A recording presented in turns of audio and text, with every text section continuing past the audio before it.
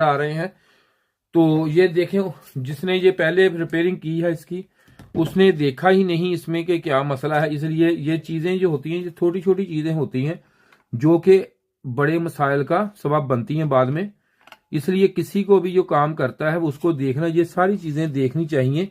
और आप मैकेनिक भाइयों को मैं इसलिए ये वीडियो इस तरह की बना देता हूं, हालांकि अगर आप कहें कि ये इन्फॉर्मेटिव वीडियो नहीं है तो बात गलत है। ये देखें, अब ये थोड़ा सा कैपेसिटर ऊपर आया है, तो अब यहाँ पे इसको सोल्डिंग कर देगा, मैं कर दूंगा।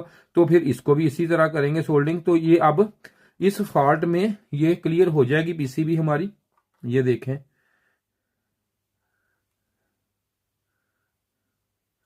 ये फॉल्ट जो होता है को पता नहीं होता फॉल्ट का कि क्या फॉल्ट, इसको कैसे किस वक्त चीज को कैसा फॉल्ट बन जाना है।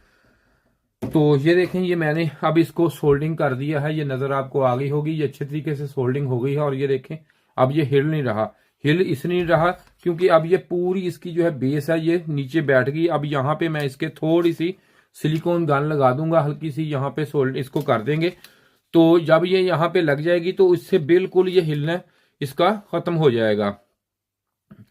शुक्रिया जी, आपका वीडियो देखने का बहुत शुक्रिया जी। इसके साथ ही जी, खुदा हाफिज।